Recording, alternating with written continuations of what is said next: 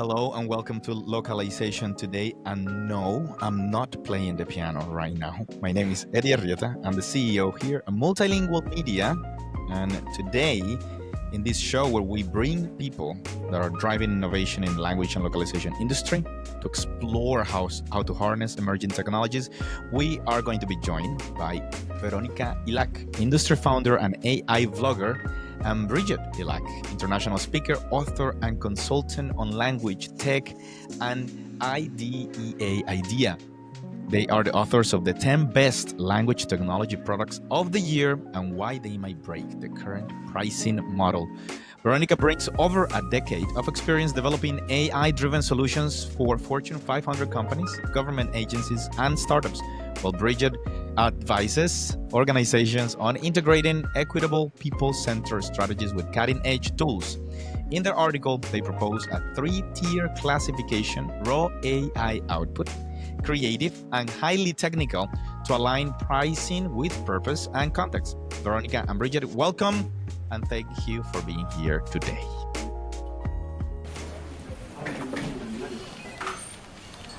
Thank you so much for having us. It's a pleasure. Feels like we've been talking for weeks. We have been. We have been, and that's months, really. Years. That's what this is all about. Thank you so much for joining us at Localization today. I know the audience is really gonna appreciate this conversation, talking about technology, talking about what we believe is going to be the future or what the future looks like. We've prepared some amazing questions for you, and you've helped us with that, of course. And let's start with the big one. It is a huge process to identify 10 different solutions, let alone 5 or just one powerful solution to even recommend and put your name behind it. So how was that process? Can you walk us through your overarching methodology for selecting those top 10 products? How did you balance tools, focus on automation versus those driven by human center nuance or input?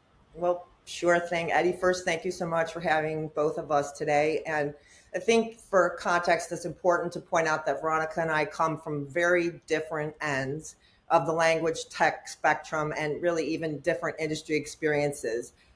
Same last name, but different opinions, different sensibilities. But in collaboration, I think that becomes very complementary and rich. We both have had different experience optimizing tech stacks for locked workflows. I've spent most of my career in language services and global marketing, working with thousands of linguists globally, managing government and corporate contracts and consulting, while Veronica, on the other hand, comes from the tech and AI world in code, platforms, privacy, copyright, and startup velocity at very high levels. So not only was it really hard, like you said, to put all of these technologies, all doing different things in one list, it was kind of like a zoo of animals. You know, you're trying to compare and contrast and rank all of them, but we also had to bridge different areas of expertise and different instincts. So that's setting up the kind of the background of us before we actually entered this article. So through this sort of pressure and compatibility and incompatibility, what emerged were a few arguments. We had different opinions, but one very clear question that linked everything together, and that was, what was the purpose of the linguistic output for these tools? So what content output problem were they trying to solve? And that was really where some clarity started to emerge for us, and when it became clear that we could map the goal of the output, the linguistic output for all of these tools, and see their strengths in each area and try to use that as a lens or a way to evaluate them.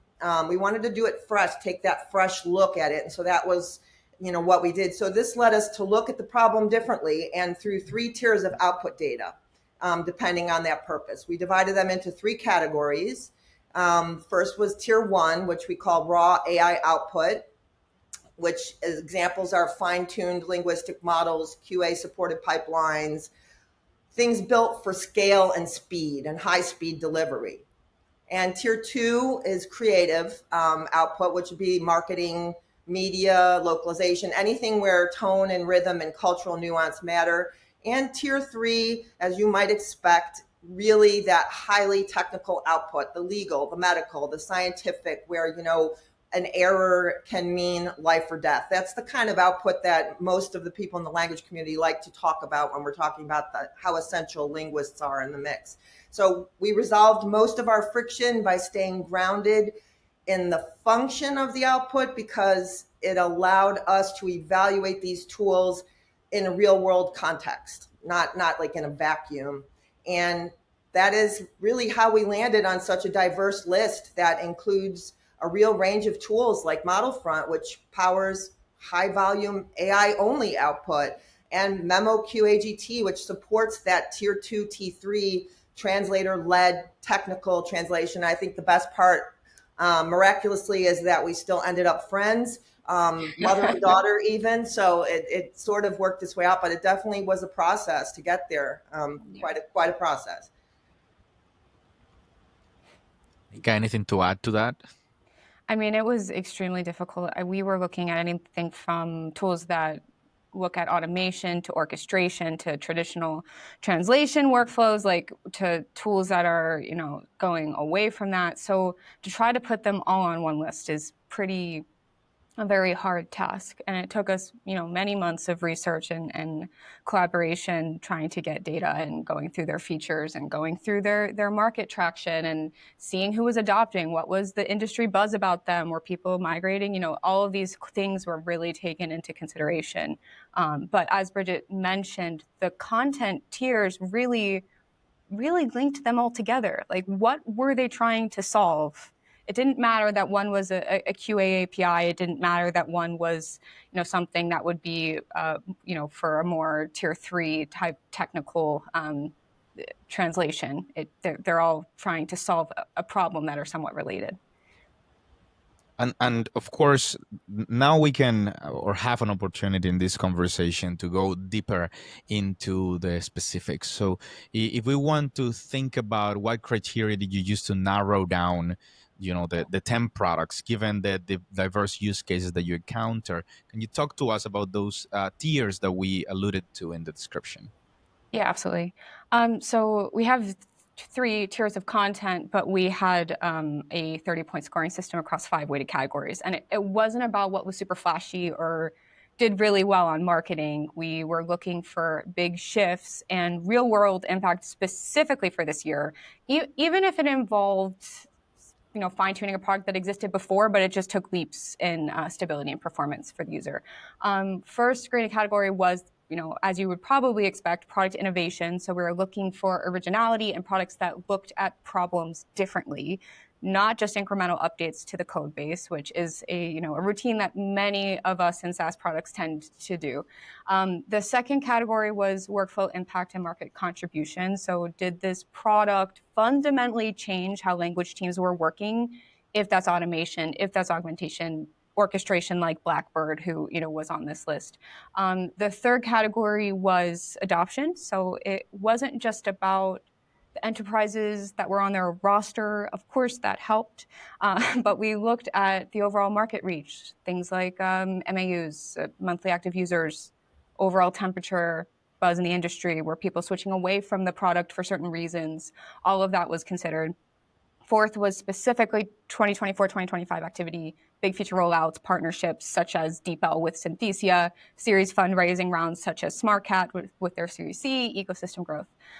We really just wanted to make sure that what we featured wasn't a great product from 3 to 5 years ago that's kind of still coasting, but something that's really actively shaping this current moment in language tech. And the last one was innovative maturity. So really that was our way of asking in AI really important. Was this a shiny new toy that somebody launched and is great in theory, or has it reached a level of maturity in terms of its output? We wanted to really see that real world impact. And yeah. And I think that last criterion is very interesting because AI is, changing so rapidly, and it seems like new things are old in a week. So developing that category was, I thought, an interesting take, just to see what innovation has stood this short test of time so far, right? Because we don't have a decade to look at, but what's sort of holding its ground. And I think this gives us an opportunity to talk about the elephant in the room. And Bridget, you are Veronica's mother, right? How Last time I checked, yeah. how did you both end up in the same industry and also in the same conversation from very different points of view, but also in the same industry, which is rare to see. I'll take this a little bit. I do want to first say that we are not the first example of a parent-child relationship. Jaap van Meer and Maya van Meer of Taos are, a powerhouse.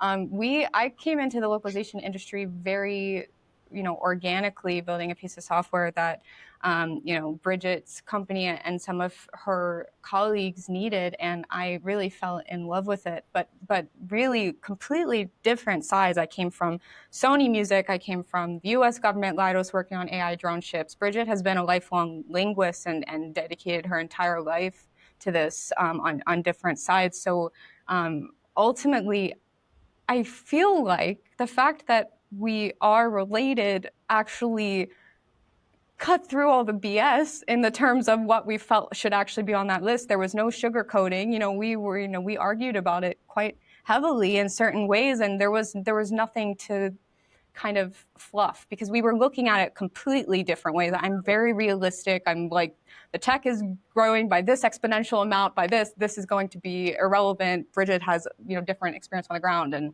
all those conversations taught us both a lot too. Yeah, I think listening to, again, still my encounters with, hundreds of linguists on a weekly basis, and then working on national and state committees that are dedicated to language access and technology.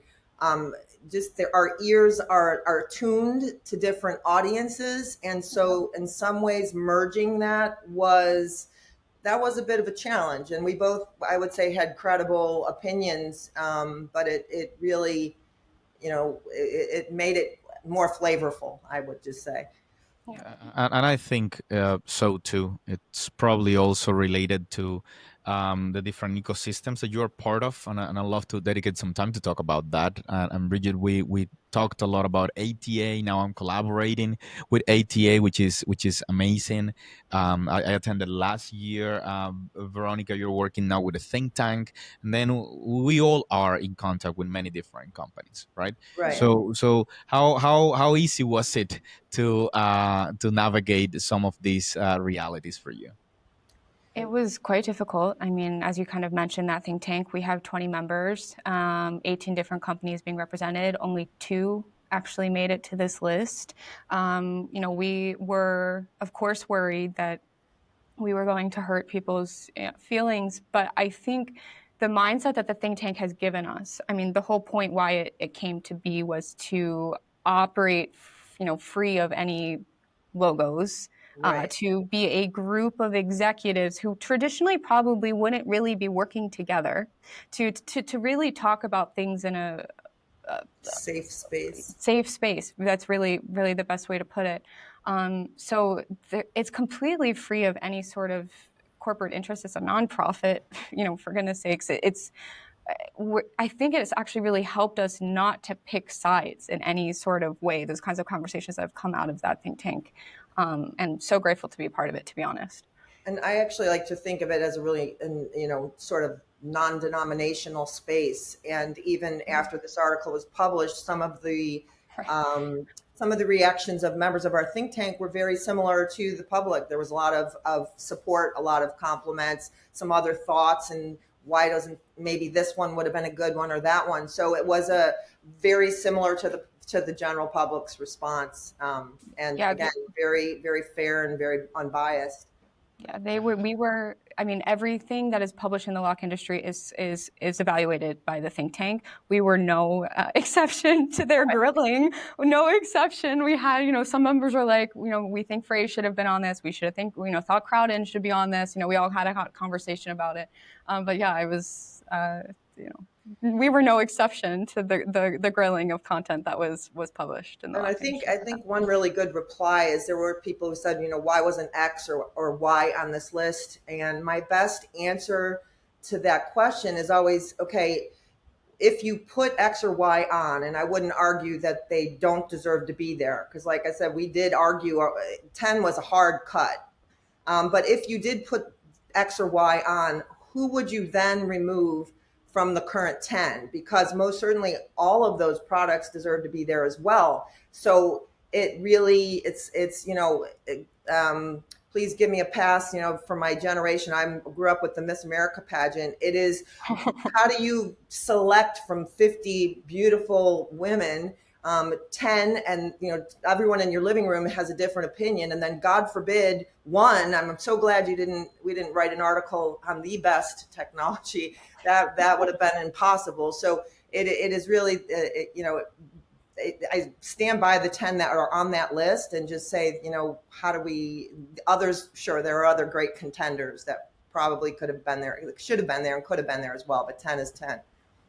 Thanks for giving that context. I think it gives some idea, and I'd love to talk a little bit more in just a few minutes about future content that we could work on and that we will work on, because this opens up opportunities, right?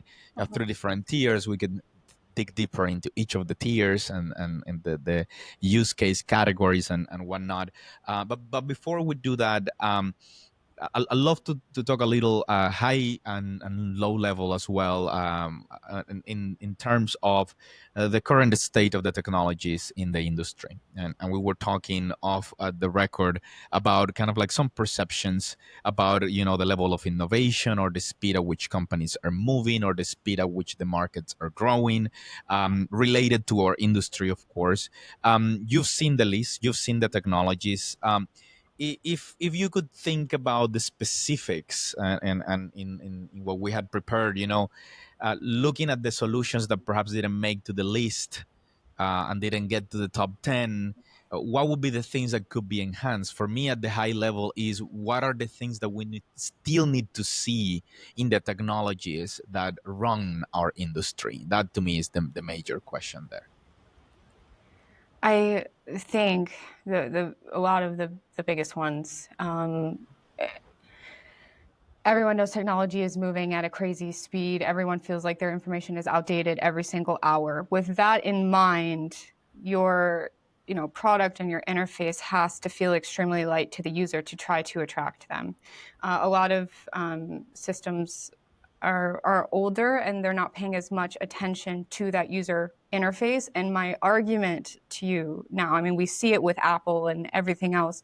Your user needs to understand when they get into your system how to perform 85% of the functions. And then, of course, there are trainings to get you all the way. But making it feel like paying more attention to the user experience is a lot more important than just focusing on functionality. I mean, I love the human interface guidelines published by Apple in 1984, and they were talking about some really simple concept that the user needs to feel in control of the computer, not the other way around.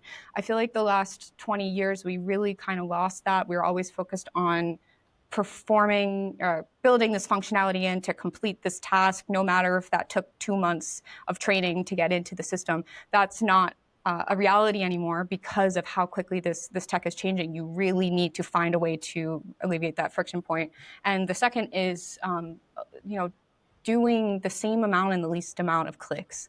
Like, people don't like clicking anymore. With my last startup, it started out as only a client portal, and I got, there's 3 clicks to submit this form. That's too many, and it's ridiculous. It's open form, type in, submit, but that was still too many for some people. And it's the clicks are very, very, very important. So kind of just looking, you might have solved a problem, but how can you solve it further for your end user to understand intuitively what they should do without formal training and in the least amount of clicks possible is kind of the angle that I feel like everybody should be looking at. I would totally agree. And that's actually how Veronica and I started. You asked initially, how did we start collaborating? It was really because I was really exhausted with certain technologies in our industry. They just really had old UI, or they were just upgrading on top of old infrastructures, or had what I call government friendly user interfaces, the ones that are like 1990s, and they think they're fine. It's the majority of us don't want to deal with multiple clicks. Clicks represent money, right? But in certain sectors of government, it seems like we can encounter people with tenured salaries. This is my personal experience. They're maybe less tech literate, definitely not as keen on advancing as fast as the corporate sector. They have a little bit less urgency. They have their hands tied with bureaucracy. They're trying to get budgets to make things get upgraded, but these budgets don't come through till a year and a half later. So, maybe some people just give up. But that UI, those clicks are so important. I'm actually working on something pretty groundbreaking right now in the Commonwealth of Pennsylvania court system in this regard, in language space. And I'll just say that there are a lot more hoops to go through and a lot more rules to make or change. People, you have to kind of shock out of complacency. It's an entirely different ballgame than corporate audience. But again, like Veronica said, I think that UI and those clicks are where there's room for everyone to improve. It's interesting even that we have the same goal but completely different reasons, because for me the clicks are the conversions. If there's any barrier to entry, no one's going to adopt. No one's going to switch to your technology, but because of how quickly things are moving, you need to have that friction removed, and you had a completely different reason. But same point, and that's just the competition is so stiff right now. We're seeing a lot of organizations, like for example, Trados has been around for a while, but this year had a tremendous push towards focusing on that user experience. They launched a complete NLP-driven reporting interface. No other company has done that, which means you can generate your reports with typing in, I want to see X, Y, and Z. And that's just absolutely incredible, trying to alleviate that friction for the end user. So that was kind of the biggest. Thank you. This is a perfect segue to what I was referring to earlier about the future and things that we could cover. It looks to us, at least from the multilingual perspective, that agentic is going to be a huge conversation. Whether you applied it wrong or did because I think one of the biggest things that I'm started to see is like everything is an agent. And not everything is an agent. So now that everything is an agent, it's very easy to be tempted into, having agents for pretty much everything. So that seems to be that's probably for us what the end of the year is going to bring in as a conclusion in terms of like the developments that are more salient. What can we expect from the Hylak duo or individually in terms of coverage or content that you think we could work together in multilingual? Just want to start by prefacing this, that just shows how very different we are. Veronica hates the word AI agent. I love the word AI. I love it.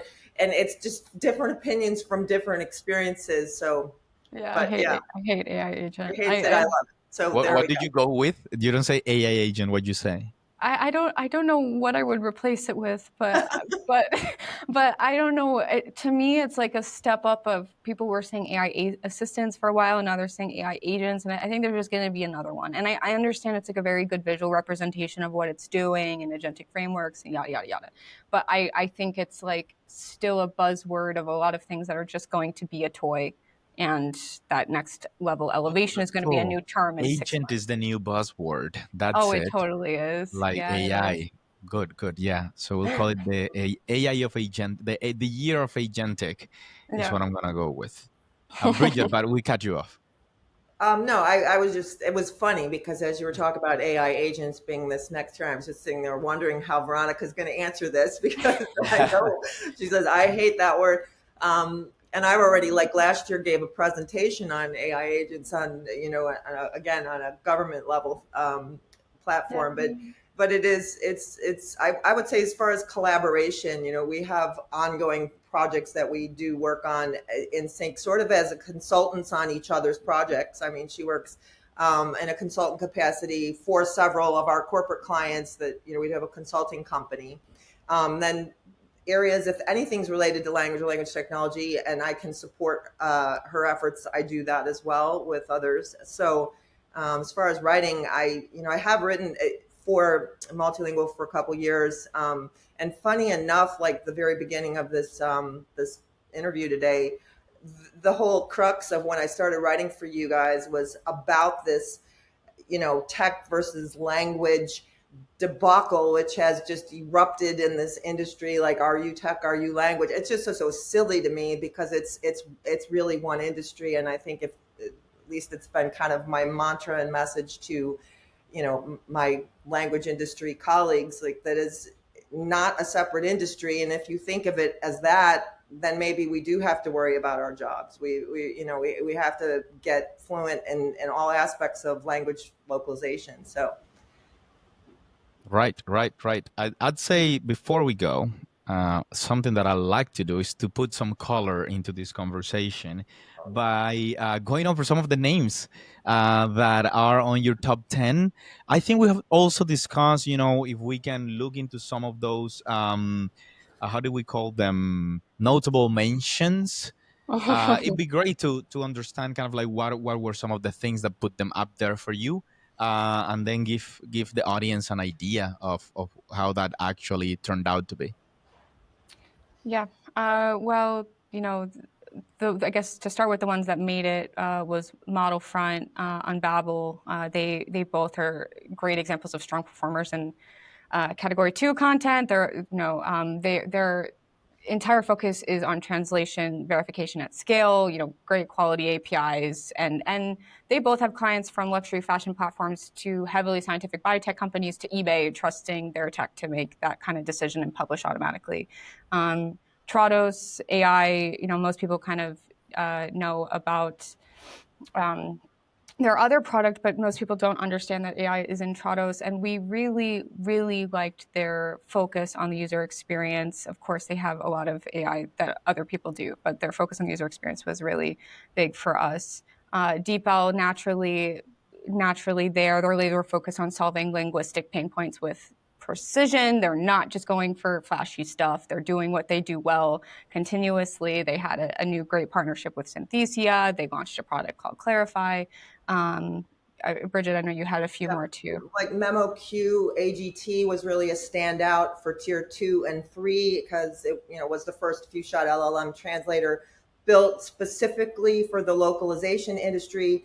And again, it's very popular on the language industry side. It instead of replacing human translators, it helps them work faster with a lot more precision. And the buzz that I hear from my colleagues and LSPs of all sizes, that it's really impressive in practice. Then we had SmartCat on the list. It's a sort of quiet, stealth industry player in a way. We don't always hear a lot about SmartCat, but it hit all 3 of our tiers in different ways. SmartCat would have probably been left off the list traditionally. Like, nobody really ever talks about SmartCat, but they're doing some amazing stuff. I mean, it did have that 43 million in Series C funding this year, which was, I think people who didn't know who SmartCat was turned on and said, wait a minute, who's SmartCat? It also made a huge leap with AI Image Translator, which is a tool that doesn't just OCR and spit out text, but it actually rebuilds localized visuals in the target language, which is such a huge pain point in localization. It should be something interesting to localization professionals. Veronica, you have a couple others you want to mention? I have others. Boostlingo, of course, was there. Another example of why I really feel like our approach was the correct one, because Boostlingo would have been left off too, probably traditionally, even though they are, killing it in the interpreting space, whether it be, AI leveraged or enhanced with the human element there. Like, they're doing great in tier 1, tier 2, and tier 3 content. I guess who would have I think just to follow up quickly, I think Boostlingo is a great example of a platform that's really redefining how we think about tiered language access. So they're not just offering options, they're setting like a new delivery model for how language scales, across industries. It really is interesting. They're using hybrid, they're using AI only, they're using human only. It's really unique. Like also, Veronica said, they're killing it. also And then Boostlingo. go ahead. I was going to say Boostlingo also, like, if anyone ever goes and kind of does their research, they're doing a really good job of educating the end client the difference. Yes. Right, because this is like Yes. we hear from linguists all the time. I mean, a lot of angry linguists. AI is going to take our job. It's not ethical to use AI. Yada yada yada yada. The thing, and again, it became very clear to me as we were writing this: tier 1, tier 2, tier 3. Tier 1 content, you're not competing with that. Tier 2 and tier 3, you're looking at situations that require a lot of cultural nuance, cannot have errors. Tier 3, if you made an error on an IP patent, you would lose legal protection, right? So it made it very clear to us, the value of human translators, where they should be focusing too. And Boostlingo already communicates that to their client that would be making this choice. AI is cheaper and it's good for, some situations. If you need high precision, you need to go with a human linguist, and it's right there on their website. And I feel like everybody should be doing that 100%. I think that's such a great point, because client education, I've often said this, training corporate and linguists, client education is almost half of our job in this industry. People don't understand it. We're hidden. Nobody knows where all those subtitles come from that are on the bottom of your movies. They think there's little elves at the North Pole that are doing this. Educating our clients is seriously, like I said, I think it should be about half of our effort if we're trying to sell language services. But other contenders on the list, Blackbird, it's probably the most invisible but essential tool on the list. It's not an MT engine. It's not a CAD tool. It's like the plumbing, really. It connects systems that weren't built to talk to each other and makes sure that they can all work together without custom dev work. So, really expensive. She's yeah, really expensive. And integrations cost so much. Yeah, we can't forget Lara. I don't think any list this year would be complete without Translated's Lara, and that impressed us because it's the first LLM built from scratch, specifically for our industry, specifically for our for translation, not adapted, not retrofitted, but designed for the job. And I've worked independently with a lot of their reps. They really know what they're doing. Really well-informed customer service reps. It's kind of refreshing working in sales calls, like, for example, with that level of expertise. And 5 million. They're also ramping to 200 languages this month, which is a level of product growth that hits every one of our 5 judging criteria. So I was just going to say one more thing. Translated, Lara has hit 5 million users just from word of mouth. So, they're expecting like a significant exponential growth once they actually have like a GTM strategy too. So, yeah. This is wonderful. Any contenders that you thought, maybe if we do tier by tier, we could have a top 10 tier 1 list, the top 10 or top 50. I'm kidding. True. What do you see there? There are 3 notable ones. So Phrase was right there at the top of the list. They're doing a lot of really amazing things. The biggest one that really, really made it tough for us as a call was the automated asset curation. The cleaning of the translation memories, the term bases, it's the worst manual process. There are no good tools for it. And Phrase this year launched a tool that not only cleans the translation memories just with a few clicks on their website, advertise few clicks. That's what we're talking about, going in that movement is so important. But naturally, by doing so, improves the quality of any custom AI MT model by giving them cleaner, smarter training data. And we all know, that's the only way to get a higher precision. And no one's addressing that pain point really other than them. I remember me looking for this about a year ago, and it was a lot of really abstract tools, but nobody was focusing on it. They also had a AI-powered MT auto-select. So basically, Phrase's system will automatically select the optimal MT engine for each job based on domain and language pair. That was a really good one. Another really close one was Taos Epic. Nobody really will, again, put this on a traditional list, but it's combining real-time quality estimation and automatic post-editing into one pipeline. Yeah. It's basically making the LLM corrections where needed before a linguist ever sees the file. And Taos has a lot of data to validate against. Curating this data has been a multi-decade endeavor for them, way before we understood the importance of data. I think Yap was a visionary in that way, but they have some really impressive case studies, like Uber using this Taos Epic API saved over $500,000 in year one, which is like insane to think about. So something, I've to keep an eye actually on. also demoed and worked with it. It's incredible. And again, it's one of those kind of, maybe you could say stealth or less advertised sort of things, but extremely powerful, extremely useful. So many great potential implementations and use cases. And actually another example, just to sort of continue the thought here of how things can change overnight, Eddie, and maybe this top 10 list of the year should become top 10 of the month, really, in the current climate. But it's actually something that would score super high in several categories, including the maturing innovation category, is something by BWX called the Free Flow Translation Editor. It's a finalist in LockWorld's Process Innovation Challenge. It's actually being presented today in Sweden. And what it is something that a lot of us have been waiting for, is a translation environment without segments. So this free flow translation editor is context first, which means, it pays attention to the meaning of the content, not just the words. It's natively multimodal, which is important. It's not just building on top of some old crap, and it's designed to replace this segmented translation workflow with chunk-based full context editing. There's a lot of technical details, regarding this. They even have it built into their smells engine that automatically watches for any spot where the meaning could drift from the original. You can audit keep a list of the edits, changes, audits. It's pretty incredible. So, but just shows how dynamic and fluid this whole process of evaluating is.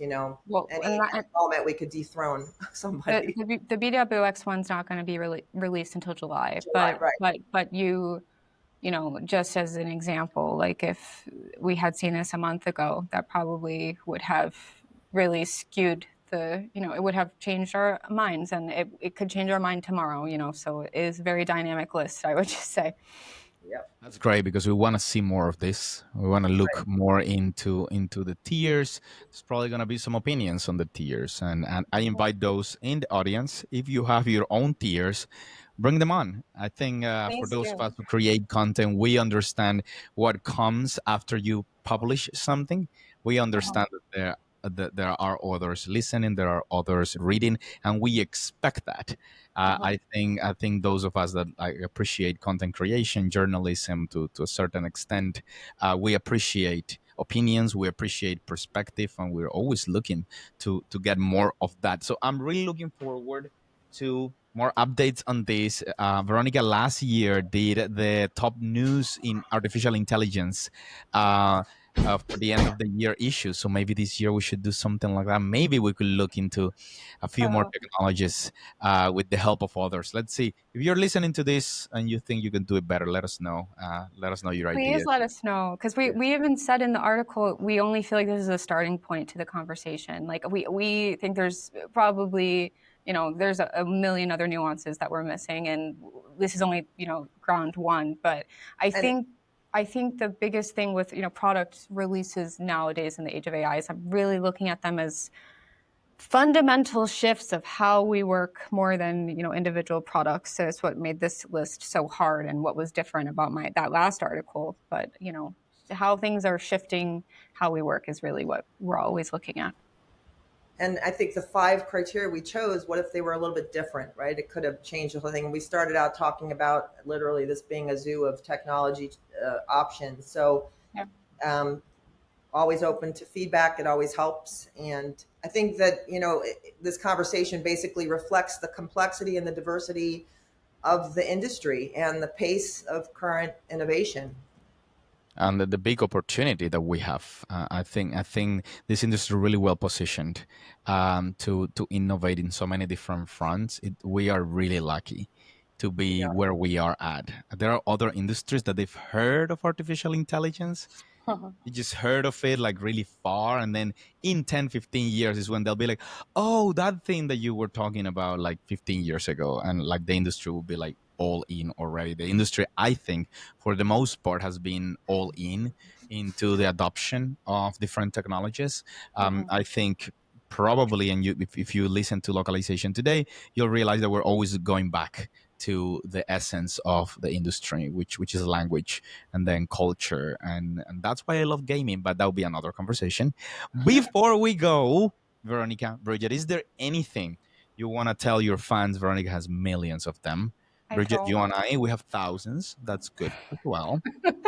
Any message to your audiences, to those that are listening to localization today? I think the biggest takeaway, and my heart, I saw my mother run her language company my whole life. Like I know I'm a little bit newer, maybe, last 5 years, but really the takeaway I really feel like from this list is, aside from the technology advancements, linguists, you're not competing with tier 1 content. You're not. Like, you guys are experts. You're in tier 2, you're in tier 3. I think it makes a very clear path forward on where you need to be focusing. You're not in competition with that. Translation as a feature, which was one of the ones that were on our list, it's a standard expectation now. Instagram, YouTube, Facebook, like billions and billions of users, their first interaction with translation is now through tier 0 content. Like, nobody, you know what I mean? Like, right. You're not competing with that. You're competing, you're specializing in tier 2 or tier 3, focused on that, you're going to be fine. I think that's kind of just, that was the clearest message that I had from this article. And I also think just the quantity of content out there is so much more than it ever has been. And like Veronica said, this tier 0 stuff is stuff no one would ever have been paid to translate. Yeah. So, and again, I would end with what we discussed, this education, this factor of educating your clients. Whoever is buying your services knows zero to nothing about this industry, about how language works. If they're lucky, they're a tiny bit bilingual, but education is primary, and every industry has to sell, and that's something that we maybe have to get better at. I hate selling, but yeah, we do. We'll bring someone who loves selling to talk about selling. How to sell if you don't love sales. That'll be our next. I love the industry. I love selling it. Fantastic. I'm scared of selling. So. Of course, thank you so much, both of you. This really wraps up our conversation. So that wraps up our conversation with Veronica and Bridget Hylak, where we unpacked the year's top 10 language technology products and some runner-ups, and we dug into a 3-tier pricing framework that ties value to intent. If you'd like to dive deeper, head over to MultiLingual.com to read their full article, the 10 best language technology products of the year and why they might break the current pricing model. Veronica, Bridget, thank you so much. Thank you. Thanks for listening to Localization Today. Be sure to subscribe and rate us on Spotify and Apple Podcasts, and follow us on LinkedIn and Twitter for updates. We'll be back soon with more stories from the people shaping our industry. My name is Eddie Arrieta, CEO here at MultiLingual Media. Until next time, goodbye.